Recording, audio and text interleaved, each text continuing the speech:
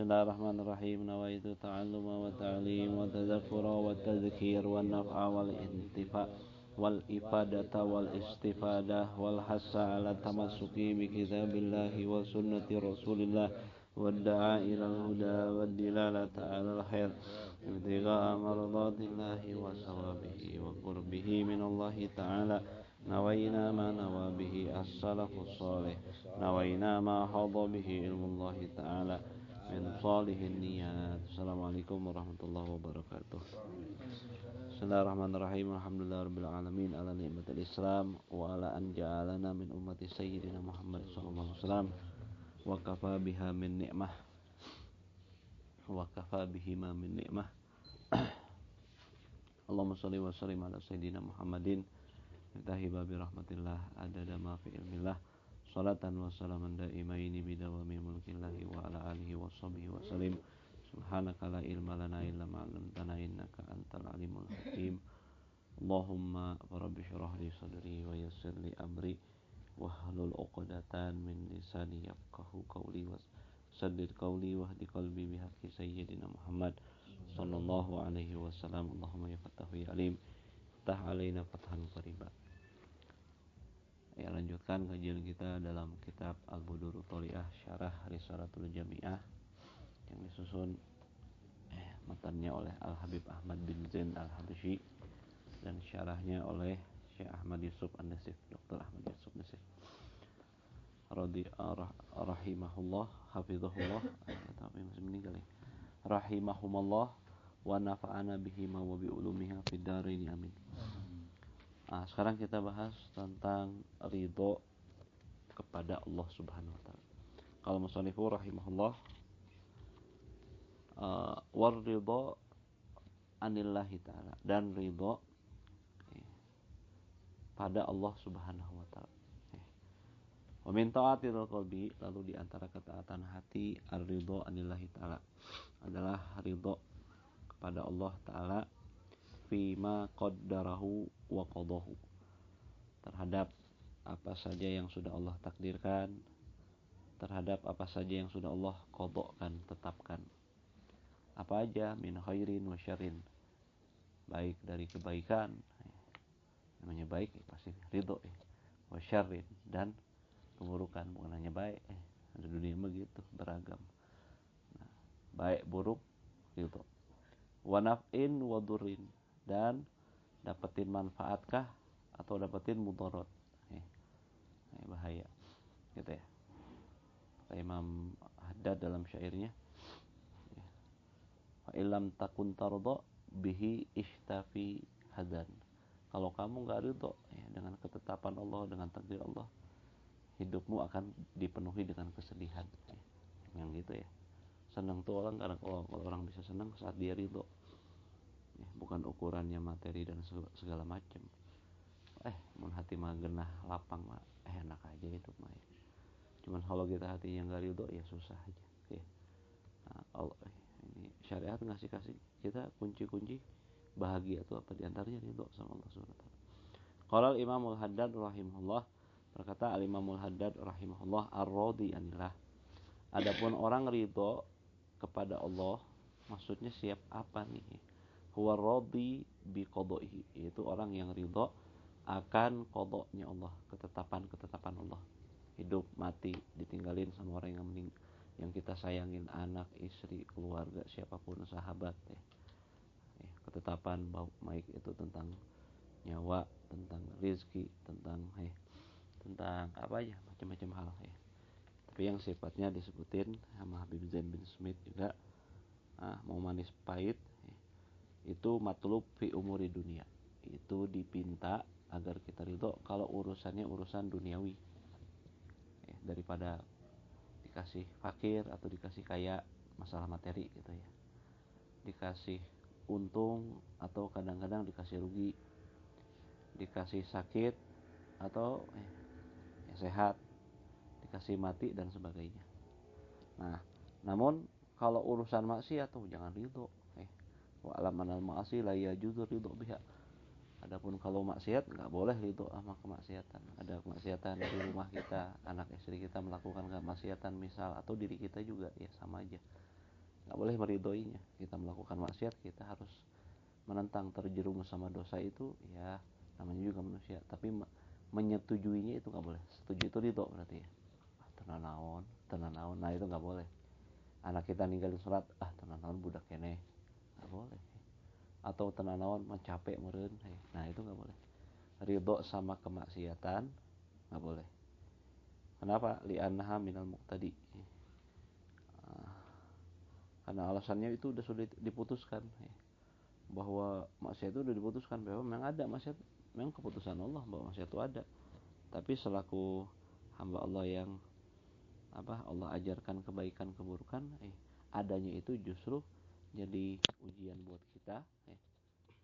Kalau kita lulus, kita harus diantaranya harus tidak meridhoi itu, tidak ada maksiat ya. Nah, itu jadi nggak bisa disebut qadha gitu ya. Bisa kita upayakan untuk menghilangkannya. Falaisa liman taraka wajiban aw fa'ala muharraman aw yarda bidzalik, maka tidak termasuk ridha bagi orang yang ninggalin wajib ya, bagi orang yang melakukan perbuatan haram untuk meridhoinya, nggak ada bukan permintaannya di situ. Karena Allah Subhanahu wa taala lam yarda bihi, enggak ridho dengan kemaksiatan, peninggalan kewajiban. Di mana Allah Subhanahu wa taala berfirman nih. Jadi dalilnya kalau orang bilang wah saya udah hidup di dunia mah kieu we, ada aja di hidup di dunia mah. Pasti ada yang maksiat, enggak mungkin semuanya taat. Nah, bahkan sebagian orang enggak percaya, waduh ente. Ingkar nahi munkar ente kene gitu kene ya, misalkan ya. Berbagai macam alasan orang mau enggak suka ketika maksiat dilarang. Allah Subhanahu wa taala yang menyatakan wala yarda li ibadihil kufra. Dan Allah tidak ridho kekufuran yang terjadi pada hamba-hambanya. Tidak ridho. Kekufuran iman kah? Kekufuran syukur nikmat kah? Kufur nikmat berarti enggak syukur. Kufur iman menolak kufur teh. Tengah waro. Tepatuh karena iman berarti enggak syukur. Tepatuh sama nikmat berarti enggak syukur. Ya urahkan, kasih mata dipakai macam-macam, dikasih telinga pakai macam-macam, berarti kufur nikmat. Dikasih rezeki dipakai buat maksiat, berarti kufur ya. Juga ada kufur namanya kufur iman. Kalau kufur iman ya kafir ya. Kafir ya. Menolak iman berarti menolak iman. Nah, itu Allah enggak suka baik kufur iman pun kufur nikmat ya. Allah enggak suka, Allah enggak ridho. Nah, gimana kita bisa meridho sesuatu yang tidak Allah ridhoi? Jangan pakai kelat-kelit. Banyak orang tuh kelat-kelit ya. Wah, pan geus katantosan ya, udah ketentuan ya. Enggak ya. Gitu. Nah, disebutkan dalam hadis qudsi Allah Subhanahu wa taala berfirman, "Man lam yarda bi qada'i wa lam yasbir ala bala'i wa lam yashkur na'ma'i falyattahiz rabban siwai." Barang siapa yang enggak mau tidak empat nih, tiga. Enggak mau ridho dengan ketetapanku kata Allah. Qada Allah ridho. Wah, aing mah hirup teh hese we. Wah, gitu ya. Keluh kesah itu menunjukkan enggak ridho. Wah, kenapa saya punya istri begini? Kenapa saya punya anak begini? Kenapa? Padahal ya semua tuh balik lagi pertanyaan itu ke kita sebenarnya ya. Kenapa kok bisa begitu ya? Mesti itu ada kaitannya sama diri kita juga ya. Aing naon di urang ya. Jangan nyalahinnya sama sesuatu yang terjadi, tapi balikin ke kita. Kalau kita balikin pada diri kita, insyaallah motivasi baik kita jadi terpacu untuk lebih baik lagi gitu ya. Nah, jadi barang siapa tidak ridho dengan ketetapanku kata Allah, walam yasbir ala balai, enggak mau sabar juga atas bala-balaku, musibah dikasih sakit segala macam. Walam yashkur ala na'mai, walam yashkur na'mai, dan tidak mau bersyukur atas nikmat-nikmatku. Padahal nikmat Allah tuh banyak ya. Seperti ikan di dalam laut. Batingku seueurna saking banyaknya tuh air dia nggak ngerasa ya. Air itu nikmat. Kita ini napas berkali-kali. Coba kali kasih napasnya diperiain aja deh. Sehari sekali aja, sehari sejam ya. Baru kerasa nikmat tuh ya. Kayak orang sakit kasih napas lega tuh enak banget ya. Contoh kayak gitu ya. Kalau di oksigen tuh kalau lagi sakit mahalnya luar biasa ya. Nah, Barang siapa nggak ridho dengan ketetapanku, dengan qada'ku, tidak sabar atas balaku, ujian musibah, tidak syukur atas nikmat-nikmatku, kata Allah, falyattahiz rabban siwai, maka silahkan cari Tuhan selain aku. Artinya Allah udah gak menyukai hamba-hamba yang model gini. Ya, Allah yang gak ridho sama hamba yang kayak gini. Ya. Kalau kita mau ridho, berarti mafhumnya apa? Ridhoilah ketetapan Allah, sabarlah atas musibah pahit-pahit jarang-jarang, syukurilah nikmat yang begitu banyak. Ya. Nah, baru kita bisa ya, jadi hamba Allah yang baik tadi yang disebutin. Ya. Kalau tadi suruh cari diusir dari kehambaan, ya. Kan kita nggak bisa juga sebenarnya. Diusir dari kehambaan Allah, mau cari Tuhan mana? Nggak ada Tuhan selain Allah kok. Dalam riwayat waliyahruj min tahti sama, silahkan keluar dari kolong langitku katanya. Kan bingung ya nggak? Kalau istilahnya bulunder, nggak bisa maksudnya. Jadi nggak ada pilihan selain kita ridho, sabar, syukur, ridho, sabar, syukur. Bukan pilihan sunnah, tapi pilihan mesti, harus, wajib, harus ridho, harus sabar, harus syukur. Ya, gitu ya. Rasulullah juga nyebutin zakata mal iman man radiya billahi rabba wa bil islami dina wa bi muhammadin nabiyya. Baru akan merasakan nikmatnya iman, rasanya iman tuh gimana sih? Kita kan saru bisa ngerasain kopi, rasain teh, rasain makanan enak, manis, pedas, asam segala macam. Padahal ada nikmat yang jauh lebih besar dari nikmat itu semua, iman.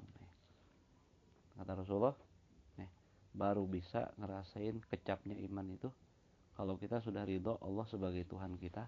Jadi ridho Allah sebagai Tuhan itu bukan hanya ucapan. Kita ridho atas ketetapan Allah baik buruknya, sabar atas balanya, syukur atas nikmatnya, tawakal, ikhtiar, semuanya. Takut sama Allah itu semua termasuk dalam koridor kita ridho Allah sebagai Tuhan Allah. Kita ridho atas pengaturan Allah dalam segala sesuatu. Ridho dengan pemberian Allah, dikasih sekarang hari ini 5.000, dikasih 10.000, ya sudah, ya tampi. Lagian gitu ya, semua ya, dalam pengaturan Allah berarti kita ridho selaku hamba yang diatur sepenuhnya oleh Allah Subhanahu Wa Taala. Nggak ada gerutu, nggak ada keluh kesah. Wabil Islam dina, dan ridho juga Islam sebagai agamanya. Islam itu apa? Tentang agama, tentang aturan, syariat, ibadah kudu kieu, muamalah kudu kieu, nikah kudu kieu, nu halal teh ieu, nu haram teh ieu, yang haram ini, yang halal itu. Kalau jual beli ya begini aturannya. Kalau ibadah begini aturannya. Akhlak mesti begini. Kita ridho dengan semua itu. Berarti kita sudah ridho Islam sebagai agama kita. Kalau masih protes, wah, kunaon kudu kieu. Kenapa harus gini? Kenapa harus gitu ya? Nah, berarti belum ridho Islam sebagai agama kita. Belum mau diatur sama Islam. Gitu. Wabi Muhammadin nabiyya, dan ridho Muhammad sebagai nabinya. Ya, berarti ridho sama Rasulullah, yes. Ridho Rasul sebagai nabi kita, sebagai Rasul kita, ngajarin kita berbagai macam kebaikan keburukan, cintai Rasulullah, cintai sahabat Rasulullah, cintai keluarga Rasulullah, cintai umatnya, hormati para pewarisnya. Itu dalam koridor semuanya. Berarti kita ridho Nabi Muhammad sebagai nabi kita. Jangan berupaya agar bagaimana nih yang diajarkan Rasulullah terus bisa menerap kepada diri kita, keluarga kita, lingkungan kita, semasyarakat. Hikmah buat Rasulullah gitu. Nah, dengan segala macam potensi yang ada di masing-masing, kan beda-beda potensi mah. Kalau ulama ya dengan ilmunya. Kalau yang punya harta dengan hartanya, yang punya tenaga dengan tenaganya, yang punya pikiran dengan pikirannya.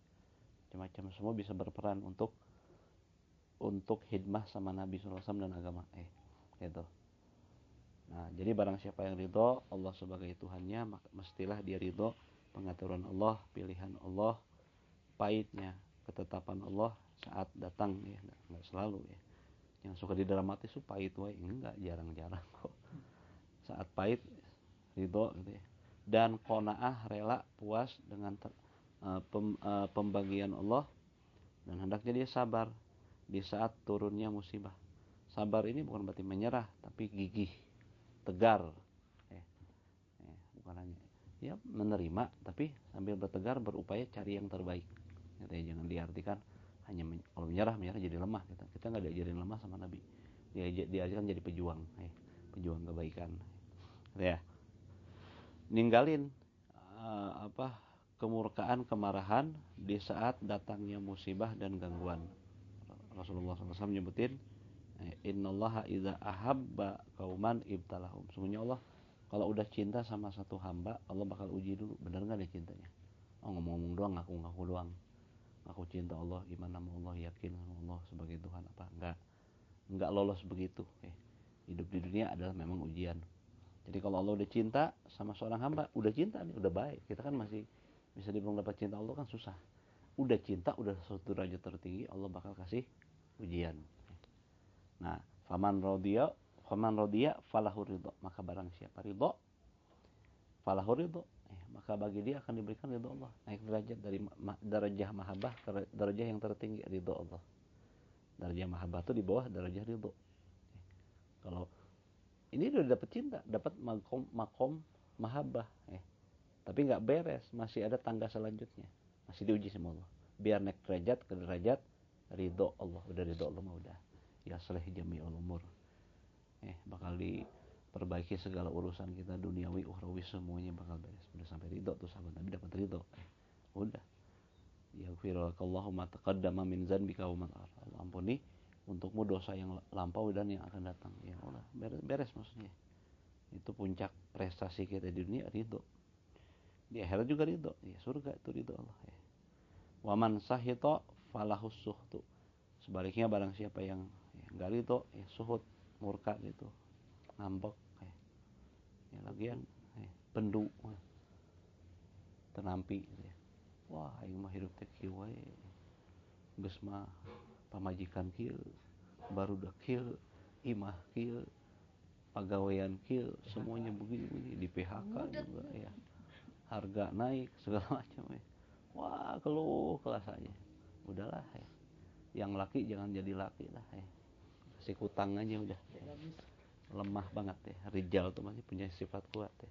Baru begitu aja udah keluh kesal. Kasih empeng aja deh ya. Harus tegar jadi umat Nabi. Pantas kita jadi umat Nabi kalau tegar. Kalau nggak tegar, ngaku-ngaku umat terbaik dari mana, ceritanya terbaik kayak gitu aja udah lemot gitu ya. Nah, lalu itu ya penting tuh. Nah, juga orang yang murka itu ada beberapa ciri ntar ya. Di antaranya dia ketahui bahwa orang yang murka itu alamat tidak ridho sama ketetapan Allah. Ucapan seorang hamba 5 kaifa sama lau. Lau 5 kaifa. Lau. Lamun we orang kamari kieu, moal kieu da. Kalau saya kemarin gini enggak bakal gini nih. Kalau jualannya di pasar nih mungkin enggak bakal begini nih. Macam contoh kalau tuh. Itu kalau tuh menunjukin kelemahan keimanan seorang. Makanya disebutin kata pertama kalau, kedua 5. Kenapa ya begini? Kok hidup saya begini? Kok begini? Kok begini? Kok begini? Kayak nggak nerima ya. Itu alamat di dalamnya, di baliknya ada hati yang tidak menerima ketetapan Allah. Juga kaifa, bagaimana bisa begini nih? Kok bisa begini, kan saya udah berusaha, udah kok begini? Kok begini? Kok hasilnya begini? Padahal udah berupaya, udah ibadah, udah ikhtiar semaksimal mungkin. Kok begini? Nah, ini juga 3 ini, lau, lamun, kalau, andai kata, jika, 5 sama mengapa, terus sama kaifa, bagaimana bisa. 3 ini adalah alamat seorang hamba itu enggak ridho. Kata Syekh Nawawi, kalau dia selamat dari 3 ini berarti yakinnya kuat. Kalau seorang hamba enggak pernah ngucapin andai, ngapa ya? Bagaimana bisa ini? Bagaimana bisa? Dramatis banget ya. Dia berarti yakinnya kuat. Ya kayaknya kita masih banyak ngomong gini ya. Ya berarti ini kalimat yang harus dihindari. Ya dibaliknya sih masalah ridho sih. Kalimat mah keluar dari hati kok ya. Kalau hatinya tertanam ridho, insya Allah nggak bakal keluar 3 itu. Kalau udah ridho benar ya. Nah, 1 itu ciri kalau dalam ucapan. Juga wa idharul syakwa ilal makhluk, dan menampakkan keluh kesah sama makhluk. Orang rumahnya ya teh kieu hirup teh aduh ya asa kudu nama teh kieu da ya gini. Hah gitu. Nah gitu. Ngadu-ngadu Padahal Allah nggak suka tuh ketika kita ngadu sama makhluk. Allah tuh rindu kita mengadu sama dirinya. Kalau ngadu sama Allah bagus. Ya Allah minta terbaik. Dalam arti bukan apa tidak menerima, minta diperbaiki kondisi yang ada sekarang. Mungkin kita ngerasa pengen diperbaiki, minta sama Allah gitu ya. Nah ngadu sama makhluk paling jawabannya oh doang, sakit lah dijawab oh okay. Oh gitunya, ya kumaha atunya, ya udah dah. Anage lebih lagi ya. Komo urang ada ya. Gitu. Nggak ada juntrungnya, rugi. Segi pahala rugi, segi dosa rugi gitu ya. Segi iman rugi, rugi banyak gitu dah. Perubahan yang nggak ada. Ya. Apa gunanya? Udah gerak aja, kerja aja. Kalau lagi pahit ya. Rasul juga pernah pahit kok hidup mah ya. Terima aja. Memang kita lebih mulia dari Rasulullah sehingga ngerasa nggak pantas untuk dikasih pahit gitu ya. Rasulullah kalau bilang layak nggak pahit ya Rasulullah lebih layak. Tapi Rasulullah pernah ngerasain pahit di dunia kok. Udah. Kita ini nggak ada apa-apanya dibandingkan pahitnya Rasulullah ya. Gitu ya. Gitu maksudnya dibalik-balikin. Ya kenapa kita kok ngomong Rasulullah? Iya, karena kita umat Nabi. Semuanya kita Rasulullah kedua uswatun hasanah. Kalau nggak balikin ke Nabi ya gimana bimbingan kita ya. Kita punya imam ya Nabi imam kita tuh ya. Nah, contoh termulianya uswatun hasanahnya. Jadi harus balik-balikin semuanya ke Nabi. Oh Nabi juga gini kan. Rasulullah pernah 3 hari nggak makan, bahkan kita mah nggak pernah kayaknya 3 hari lolos makan, nggak pernah. Nggak ada apa-apanya kita mah dah ya. Nah dalam khobar disebutkan man syaka musibatan nazarat bihi maka anama yashkullah azza wa jalla. Barang siapa yang keluh kesah saat musibah datang, maka seakan-akan dia keluh kesah sama Allah. Artinya protes sama Allah. Ya, saat musibah datang seakan dia protes sama Allah. Ya Allah punha orang tadi gitu, punha ya gitu. Walaupun nggak ngomong sama Allah langsung ya. Saat keluh kesah protes gitu ya. Banyak kalau kesah sama Allah berarti seakan-akan dia protes sama Allah. Qala Syekh Abdul Hasan Asy-Syadzili rahimahullah. Nah, Syekh Abdul Hasan Asy-Syadzili seorang mursyid thariqah, pendiri thariqah Syadziliyah. Ini kalau thariqah Ba'alawi ini banyak ngambil faedah dari Syadziliyah ini ya. Kata Habib Al-Habsyi, gabungan antara Syadziliyah sama Ghazaliyah thariqah Ba'alawi itu. Syadziliyah dalam masalah batiniyahnya, Ghazaliyah dalam masalah zahiriyahnya. Gabungannya itu thariqah Ba'alawi. Nah, Imam Abu Hasan Asy'ari dari Hasani beliau, Al-Hasani beliau ya.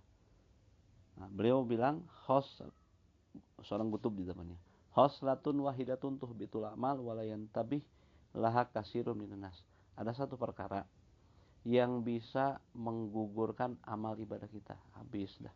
Salatnya, puasanya, macam-macam tuh. Gagal. Nah, di mana kebanyakan orang tuh nggak sadar sama itu tuh, bahwa itu tuh penggugur amal. Apa? Wahia sahotul abdi ala qadaillahi azza wajalla, yaitu murkanya seorang hamba atas ketetapan Allah. Di mana Allah Subhanahu wa taala berfirman, "Zalika bi annahum karihu ma anzalallah fa ahbata a'malahum." Dalam surat Muhammad ayat 9 Allah menyatakan, ya wallahu alam bihaqiqatul rasulullah. Demikianlah bahwa sesungguhnya mereka membenci apa yang Allah turunkan, maksudnya musibah, ujian macam-macam.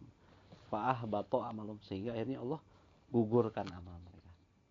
Jadi ikroh, makruh, ngambek gitu, tenampi gitu ya.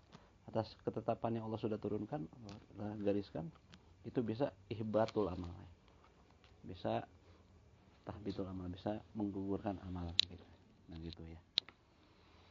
Jadi gitu, orang yang ridho sama Allah berarti ridho dengan ketetapan Allah.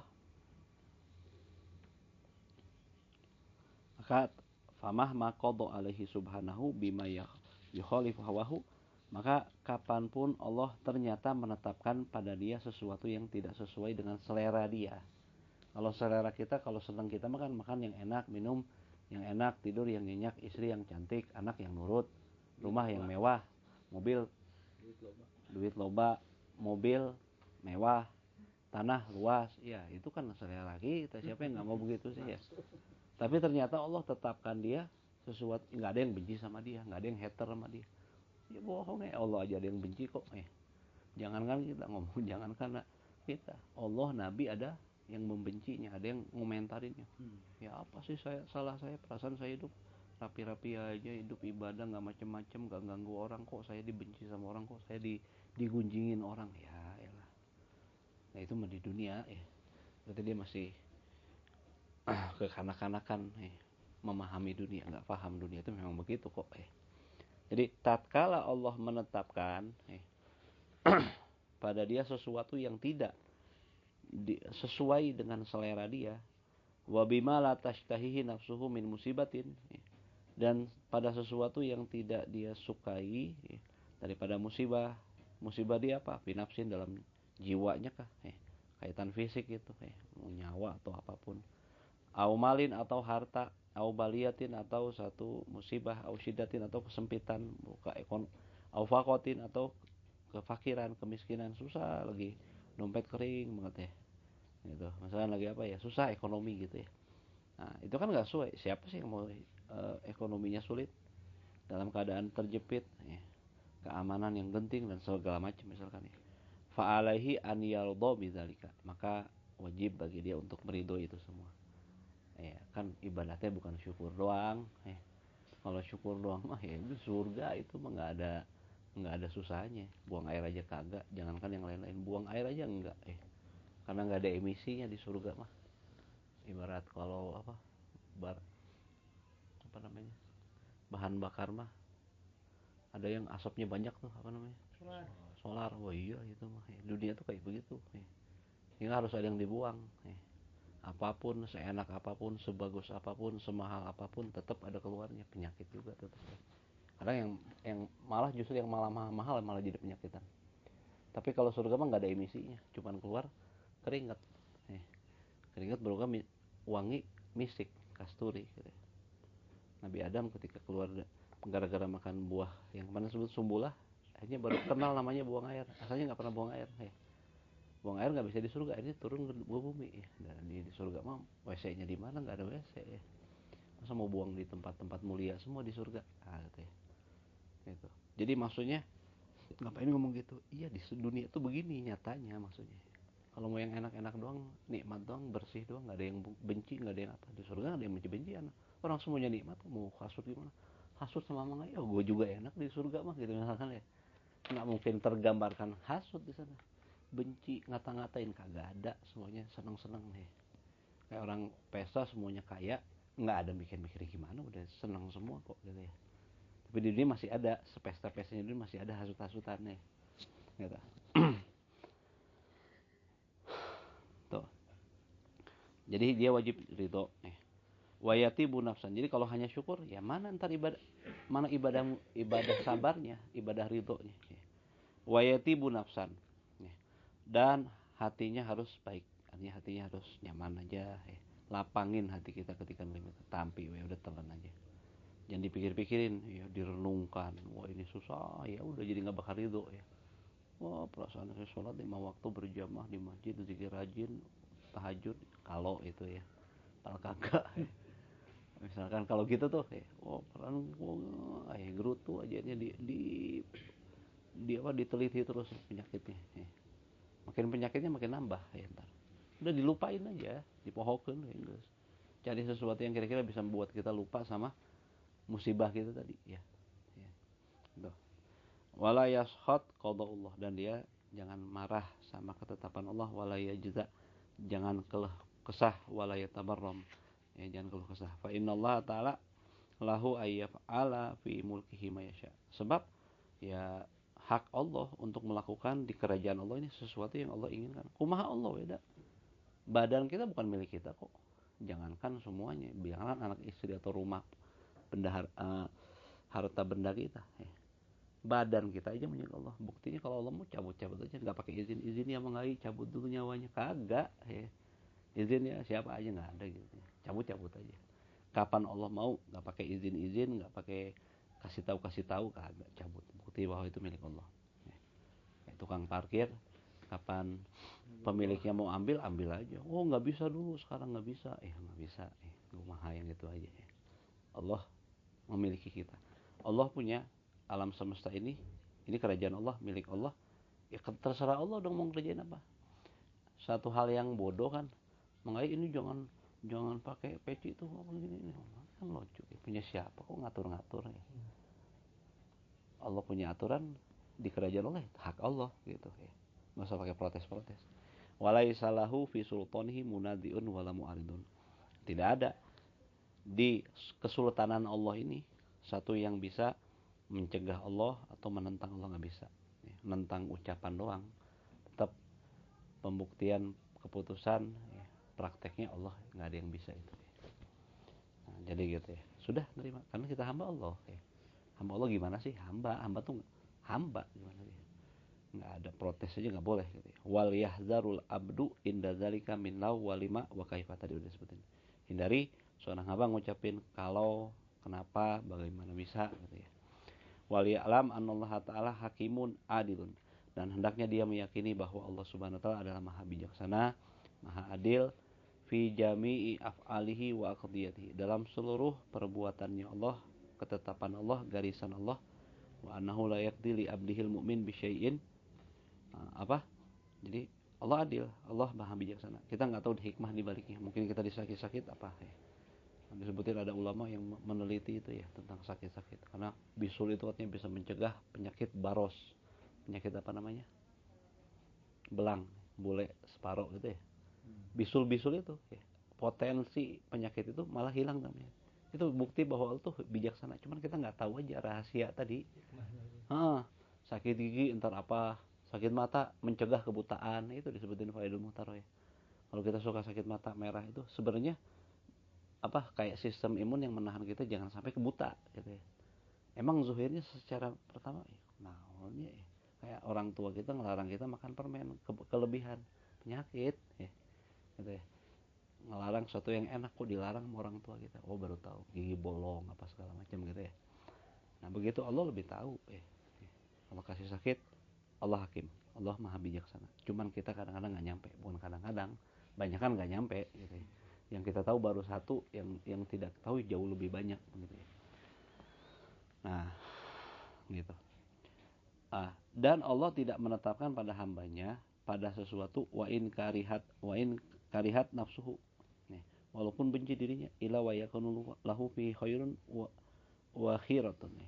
Tidaklah Allah menetapkan satu garisan ketetapan pada seorang hambanya walaupun si hambanya tadi nggak suka, terkecuali pada perkara tersebut ada kebaikan dan ada pilihan yang lebih baik gitu ya. Jadi Allah menetapin kenapa harus kita tinggal misalkan ada di Cimacan tinggal, itu kan pilihan Allah. Kenapa nggak di Jakarta aja, di Surabaya atau di Amerika, wah keren kayaknya gitu ya, misal gitu ya. Itu ada kebaikan yang kita nggak kita gapai. Kenapa ya? Ada hikmah di balik itu gitu ya. Jadi yakini itu, harus meyakini itu. Wa akibatun hasanatun, dan ada penghujung yang baik, husnul khotimahnya. Fal yuhsinidzonna bi rabbih, maka wajib kita husnuzon, baik sangka, positive thinking sama Allah. Wal yarda bi qada'i, dan ridha dengan ketetapan Allah. Wal yarji ilaihi bizullihi wa iftiqari, dan dia mengembalikan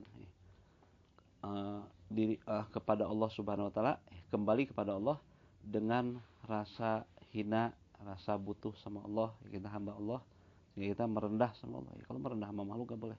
Merendah sama Allah harus.